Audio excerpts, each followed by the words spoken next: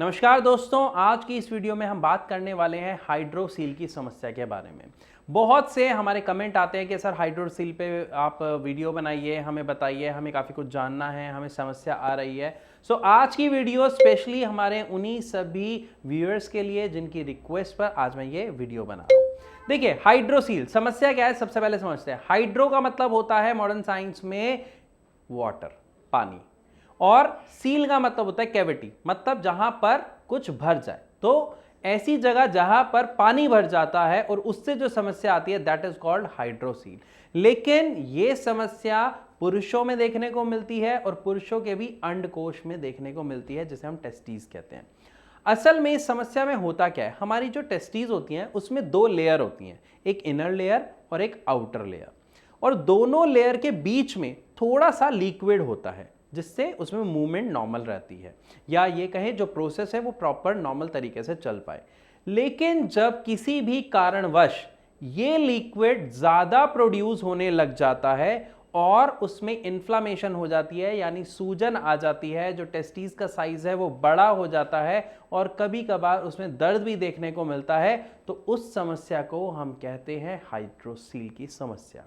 Hydrocele की समस्या के अगर हम कारणों की बात करते हैं तो ज्यादातर देखा जाता है कि इसमें इन्फेक्शन होने की वजह से यह प्रॉब्लम अकर होती है, या फिर कई बार आपके टेस्टीज या आपके गुप्तांग में चोट लगने की वजह से, कभी खेलते वक्त कोई बॉल लग गई या कभी जिम वगैरह में एक्सरसाइज करते वक्त कोई नस खिंच गई, ज़्यादा वेट उठा लिया, तो इस तरीके की समस्याओं की वजह से हमें हाइड्रोसील की समस्या देखने को मिलती है।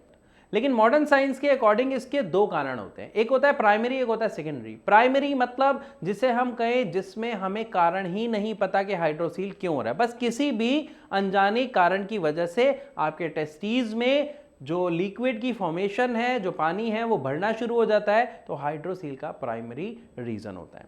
लेकिन अगर हम बात करते हैं सेकेंडरी रीजन की, तो सेकेंडरी रीजन जैसे मैंने भी आपको बताया, इन्फेक्शन की वजह से या किसी चोट के लगने की वजह से जब आपके टेस्टीज में पानी भर जाता है या भरने लग जाता है, इन्फ्लेमेशन हो जाती है, तो उसे हाइड्रोसील सेकेंडरी रीजन से हम जानते हैं। तो अगर हम बात करते हैं पहले रीजन की या हम बात करते हैं दूसरे रीजन की, मॉडर्न साइंस में एक चीज कहा जाता है कि अगर प्राइमरी आपका रीजन है, मतलब हमें रीजन ही नहीं पता कि वो हाइड्रोसील किस वजह से हो रही है, तो एकमात्र उपचार है उसका और वो है सर्जरी। लेकिन वो साथ में कहते हैं कि अगर सेकेंडरी ऑप्शन है तो वहां पर हम उस रीजन के ऊपर वर्क करके आपकी हाइड्रोसील की समस्या को ठीक करने की कोशिश करते हैं, लेकिन सर्जरी इसका बेस्ट उपचार है, मॉडर्न साइंस ये कहती है। लेकिन इसी के दूसरी तरफ अगर हम बात करते हैं आयुर्वेद की या होम्योपैथ की, तो यहां पर इनका कहना बिल्कुल अलग है। दोनों ही कहते हैं कि बिना किसी सर्जरी, बिना किसी चीरफाड़ के इस समस्या को ठीक किया जा सकता है, काफी हद तक कंट्रोल किया जा सकता है और इस पर काबू पाया जा सकता है। यहां पर अलग अलग पेशेंट्स के अलग अलग रिव्यूज होते हैं। बहुत सारे पेशेंट्स हैं जो आयुर्वेद लेते हैं, किसी को बहुत अच्छा रिजल्ट मिलता है, किसी को रिजल्ट नहीं मिल पाता है। कई होते हैं जो होम्योपैथ से रिजल्ट ले रहे हैं, वो कहते हैं हमें बहुत अच्छा रिजल्ट है, अब मैं ठीक हूं, मुझे दिक्कत नहीं है। लेकिन कुछ लोगों को यही रिजल्ट थोड़ा टाइम लग जाता है मिलने में, जिसकी वजह से कई बार वो पेशेंस नहीं रख पाते और वो कहते हैं मुझे तो रिजल्ट मिल नहीं रहा, तो मैं छोड़ रहा हूं।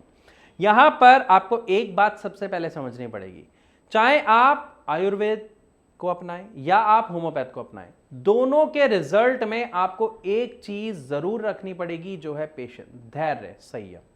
क्योंकि ये एलोपैथ की तरह आपको इंस्टेंट रिलीफ नहीं देगा, चुटकी बजाते ही रिलीफ नहीं देगा कि सर दर्द है, गोली खाई, आराम मिल गया। नो, आयुर्वेद और होम्योपैथ दोनों की एक ही स्ट्रैटेजी है काम करने की कि ये समस्या की जड़ पर काम करते हैं, और जब जड़ पर काम करते हैं तो उस समस्या को खत्म करने के लिए सबसे पहले क्या देखने को मिलता है कि जब पेशेंट आयुर्वेदिक लेता है या होम्योपैथिक मेडिसिन लेता है तो उसको वो लगता है मेरी समस्या तो बढ़ रही है, क्योंकि असल में वो उस समस्या को पहले बाहर थोड़ा सा निकालता है और उसके बाद उसके ऊपर वर्क करके उसे पूरा खत्म करता है। और यहीं पर पेशेंट अक्सर एक गलती कर बैठते हैं कि वो इस ट्रीटमेंट को छोड़ देते हैं कि भाई मुझे रिजल्ट नहीं मिल रहा। लेकिन जो लोग पेशेंस रखते हैं, धैर्य रखते हैं, उनको इसके पॉजिटिव रिजल्ट्स बहुत ही अच्छे देखने को मिलते हैं।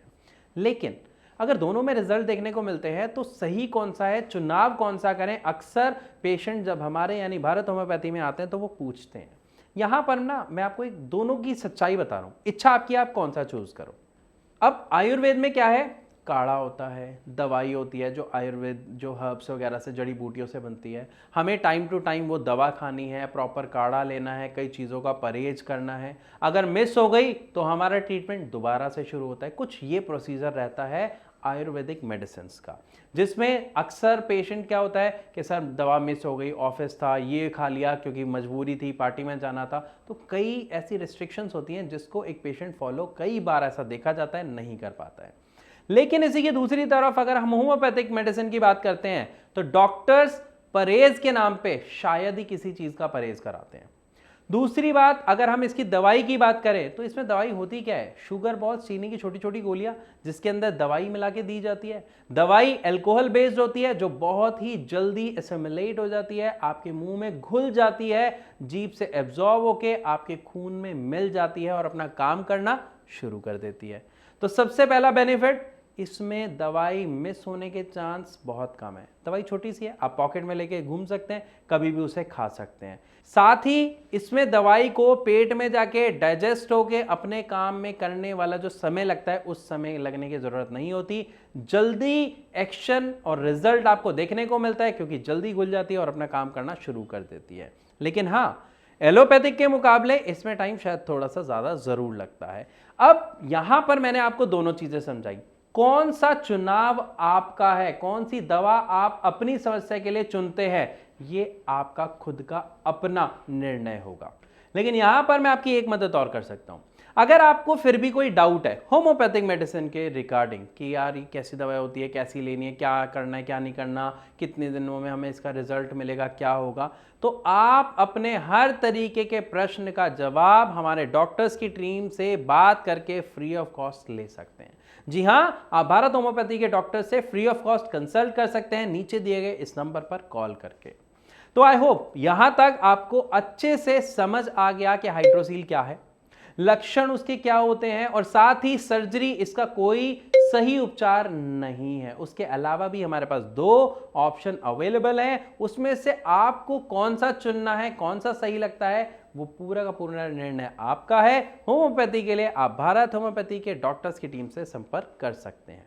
तो इसी के साथ आपसे इजाजत लेना चाहूंगा, मिलूंगा अपनी अगली वीडियो में, तब तक के लिए नमस्कार।